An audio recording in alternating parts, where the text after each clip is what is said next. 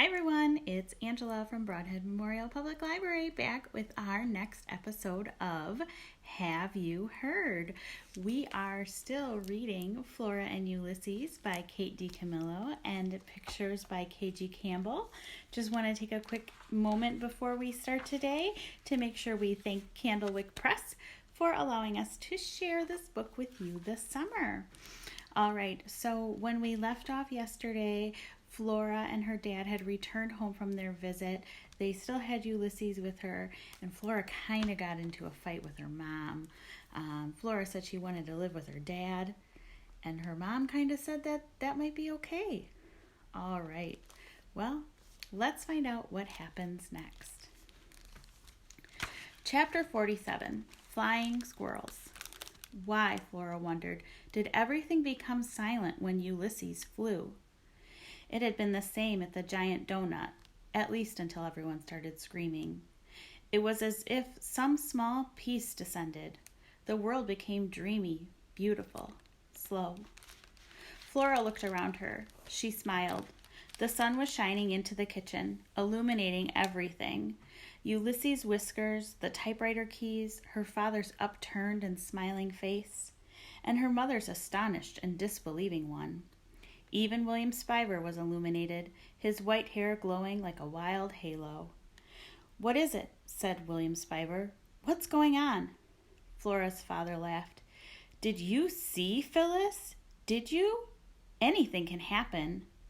Ulysses floated above them. He zoomed down to the ground and then went shooting back up to the ceiling.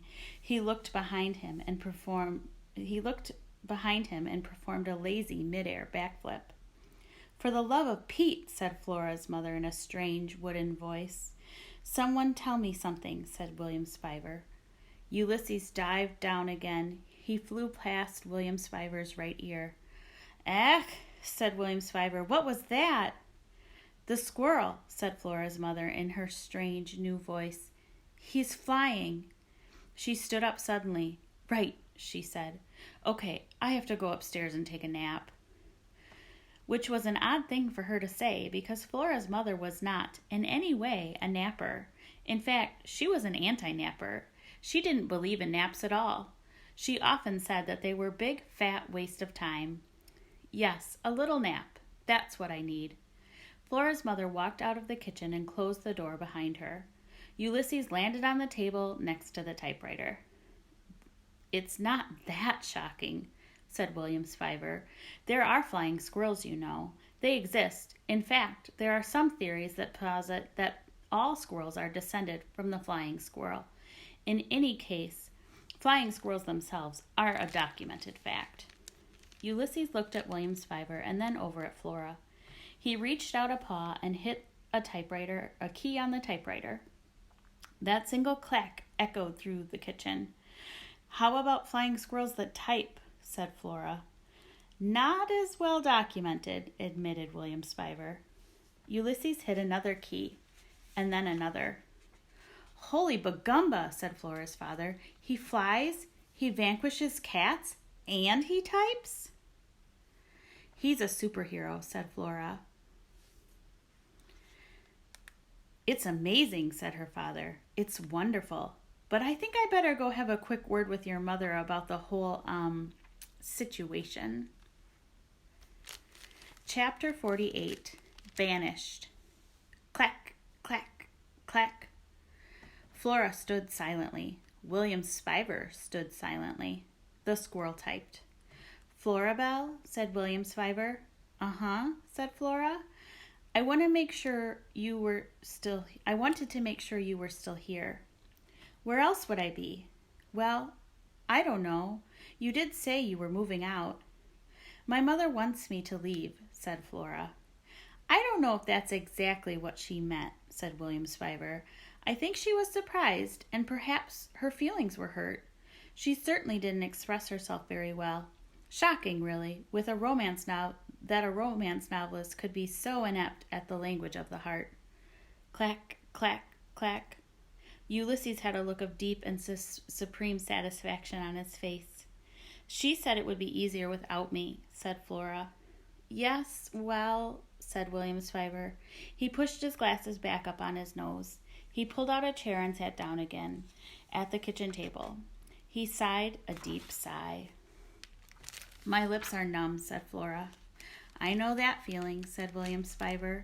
Having suffered through several traumatic episodes myself, I'm very familiar with the bodily manifestations of grief.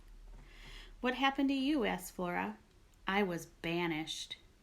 Banished? It was a word that Flora could feel in the pit of her stomach, a small, cold stone of a word. Why were you banished? I think the more relevant question would be, who banished me? Okay, said Flora, who banished you? My mother, said William Spiver. Flora felt another stone fall to the bottom of her stomach. Why? She said. There was an unfortunate incident involving my mother's new husband, a man who is not my father, a man who bears the idiotic appellation Tyrone. Where's your father? Said Flora. He died. Oh. One more stone sank to the bottom of Flora's stomach. My father, my real father, was a man of great humanity and intelligence, said William Spiver. Also, he had delicate feet, very, very tiny feet. I, too, am small of foot. Flora looked at William Spiver's feet. They did seem extremely small. Not that that is particularly relevant information. In any case, my father was a man who could play the piano wonderfully well. He had an in-depth knowledge of astronomy. He liked to consider the stars. His name was William. But he's dead, and now my mother is married to a man named Tyrone, who does not have delicate feet and who is supremely unaware that there are stars in the sky. The mysteries of the universe mean nothing to him. He sold my father's piano. He is a man who refuses to call me William. Instead, this man refers to me as Billy. My name, as you know, is not now, or has never been, nor will it ever be, Billy. I took issue with this being so addressed. I repeatedly took issue, and after repeatedly taking issue and repeatedly being ignored, one thing led to another, and some irrevocable acts occurred, and thus I was banished. What thing led to another thing? Said Flora. What irrevocable acts occurred? It's complicated, said William Spiver. I don't want to talk about it right now. But as long as we are asking each other questions of an emotionally fraught nature, why did you say that your mother wanted a lamp for a daughter? It's complicated, said Flora. I'm certain that it is, and I empathize. There was another long silence, punctuated by the clacking of the typewriter keys. The squirrel is working on another poem, I suppose, said William Spiver. I guess, said Flora. It sounds like a long one, epic in nature. What in the world would a squirrel have to write about at such length? A lot happened today, said Flora. It was late afternoon. The shadows of the elm and the maple in the backyard entered the kitchen and flung themselves in purple lines across the floor. Flora would miss those shadows when she moved away. She would miss the trees. She supposed she would even miss William Spiver. And then, almost as if he were reading her mind, William Spiver said, I meant what I said. I'm here because I was looking for you. I missed you. Flora's heart, the lonely, many-armed squid of it, flipped and flailed inside of her. She opened her mouth to say that it didn't matter, not really, not now. But as usual, what she intended to say to William Spiver and what she said were two different things. The sentence Flora intended to say was, it doesn't matter. The sentence she said was, have you ever heard of a place called Blundermeechin? Pardon me? Said William Spiver. He held up his right hand. I don't mean to alarm you, but do you smell smoke?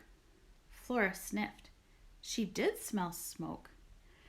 Now there was going to be a fire on top of everything else? For the love of Pete. Chapter 49. Good news, Florabelle.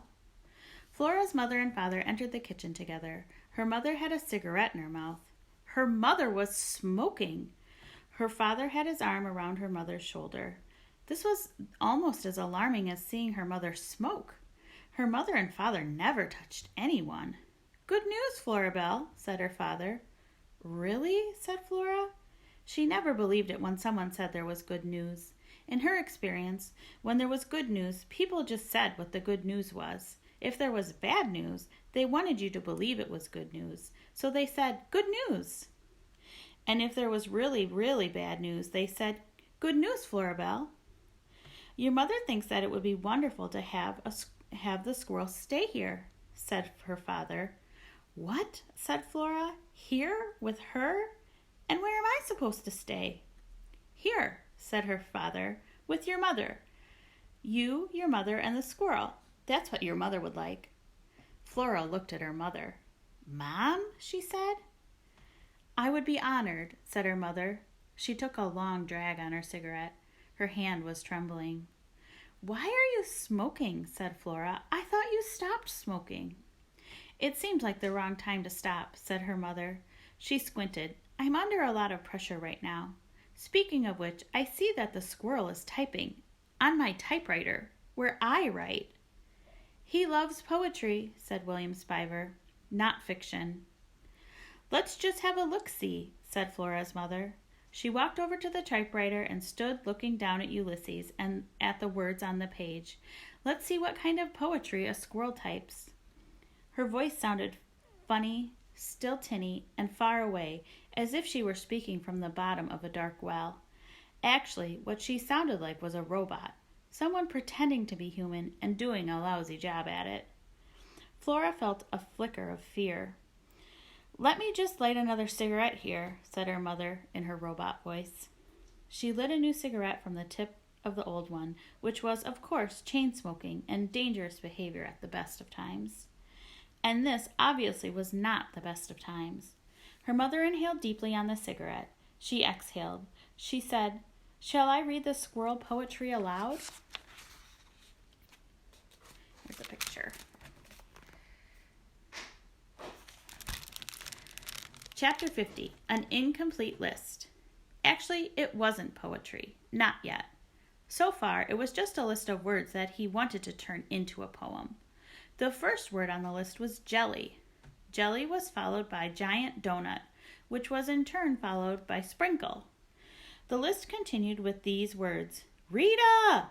Sunny side up, Pascal, giant squid, little shepherdess, vanquished, capacious, quark, universe expanding, blundermeechin, banished. The list ended with the words of Dr. Meacham's goodbye. "I promise to always turn back toward you." The words were good words, Ulysses felt, maybe even great words, but the list was very incomplete. He was just getting started. The words needed to be arranged, fussed with, put in the order of his heart. All this was to say that when Flora's mother read the list out loud, it didn't sound terribly impressive.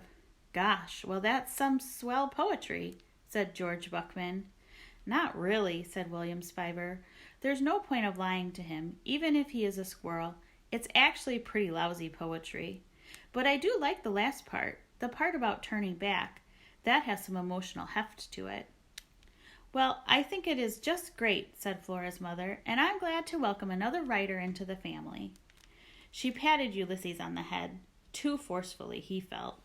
The pat approached violence. "We are going to be one happy little family," said Flora's mother. She gave Ulysses another whack disguised as a pat. "Really?" said Flora. "Oh, yes," said Flora's mother. There was a knock on the back door. "Yoo-hoo!" someone called out. "Tootie," thought Ulysses. "Tootie," said Flora. "Mrs. Tickham," said Flora's mother, "do come in. We were just reading some words that the squirrel typed. We were reading some squirrel poetry." "William," said Tootie, "I've been calling and calling you." "I didn't hear you." "Well, I must admit I wasn't calling very loud," said Tootie. "What did Ulysses type?" Flora's mother read the list of words again. Tootie put her hand over her heart and said, "Oh, those last lines were beautiful. Heartbreaking." Those last lines are the only bit of coherence in the whole thing, said William Spiver. I've been inspired by Ulysses to write a little poetry of my own, said Tooty. Ulysses felt himself puff up. He had inspired Tooty. He turned and sniffed his tail.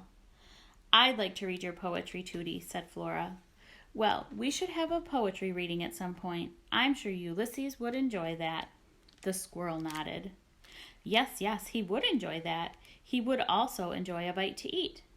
Dr. Meacham's jelly sandwiches had been wonderful, but that was a long time ago. He would like to eat, and he would like for Tooty to read poetry to him, and he would like to work on his own poem. Also, he would like for Flora's mother to quit pounding him on the head, which she was doing right now. William, said Tooty, your mother called for you. Did she? Said William Spiver. His voice was squeaky with hope. Really? Did she ask for me to come home? Unfortunately not, said Tooty, but it's dinner time. Come home with me and eat something. Home, thought Ulysses. That's a good word. And dinner is a good word, too. He turned back to the typewriter. He searched for the H. Chapter 51. Possessed.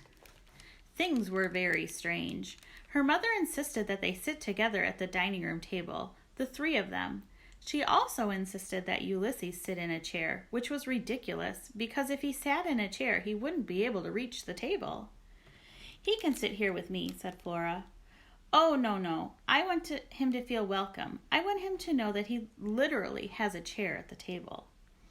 Her mother held the chair out, and Ulysses had climbed onto it, and then she slid in the chair all the way under the table.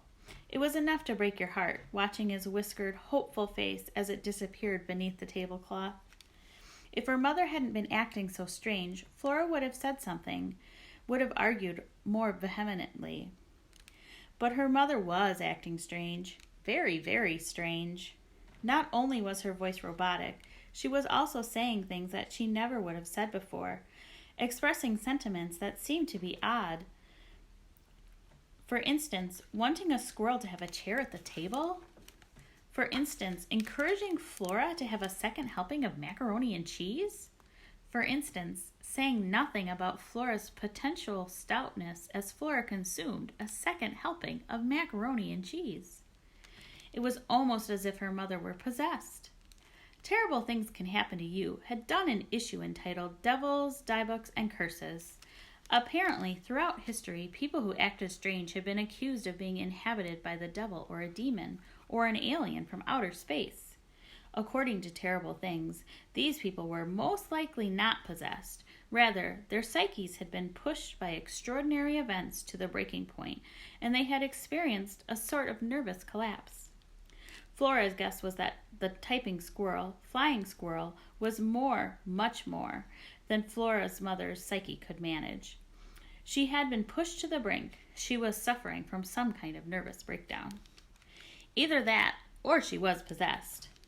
Of course, Flora's father had been pushed to the brink too, but everything to do with Ulysses that had affected him differently. It had cheered him up somehow, maybe because the holy Bagumba-ness of it all had reminded him of Incandesto and Dolores, and also of the possibility of impossible things. Can't I come live with you? Flora said to her father when he left that night. Absolutely, you can come live with me, said her father, but your mother needs you now. She doesn't need me, said Flora. She said that her life would be easier without me. I think your mother has forgotten how to say what she means, said her father. Plus, said Flora, she hates Ulysses. I can't live with someone who hates my squirrel. Give her a chance, said her father. Right, said Flora. As her father left the house that night, Flora had whispered the words of Dr. Meacham's goodbye to him, and even though there was no way he could hear her, Flora was disappointed when her father didn't turn around back toward her. But anyway, here she was, giving her mother a chance, which, as for Flora could tell, meant watching Phyllis Buckman use the candle on the dining room table to light cigarette after cigarette. Flora fully expected that at some point her mother's hair would catch on fire. What did you do when somebody's hair caught on fire? It had something to do with a throw rug. You beat them over the head with a throw rug? Was that it? Flora looked around the dining room. Did they own any throw rugs? She caught sight of the little shepherdess standing at the bottom of the stairs. Marianne was looking at Flora and her mother with a jaded and judgmental eye. For once, Flora agreed with the lamp. Things were out of control. Her mother said, "Well, it is such a delight to spend time with the members of my family, rodent and otherwise. But my head hurts, and I think that I'll go upstairs and rest my eyes for a while." "Okay," said Flora, "I'll clear the table." "Lovely, so very thoughtful." After her strange mother climbed the stairs, Flora pulled back Ulysses' chair. He hopped up onto the table and considered the plate full of macaroni and cheese. He looked at Flora. "Go ahead," she said. "It's for you." He picked up a single noodle and held it in his paws, admiring it. Watching him, Flora suddenly remembered a panel from the Illuminated Adventures of the Amazing Incandesto. It was a picture of Alfred T. Slipper standing at a darkened window. His hands were behind his back, and Dolores was on his shoulder, and Alfred was looking out the window and saying, Am I alone in the world, Dolores? And I am homesick for my own kind." The squirrel ate a noodle and picked up another. There was cheese sauce on his whiskers. He looked happy. "I'm homesick," said Flora. "I miss my father." Ulysses looked up at her. "I miss William Spiver." Talk about a sentence you never predicted you would say. "I even miss my mother," thought Flora, "or I miss the person she used to be." It was dark outside. Her mother was upstairs. Her father was at the Blixen Arms. William Spiver was next door. The universe was expanding, and Flora Bell Buckman was homesick for her own kind. All right, well, we're going to stop there today. If you are participating in our summer reading program, you can go ahead and write down 20 minutes for reading time today, and we will be back tomorrow with more of Flora and Ulysses. All right, have a fantastic day.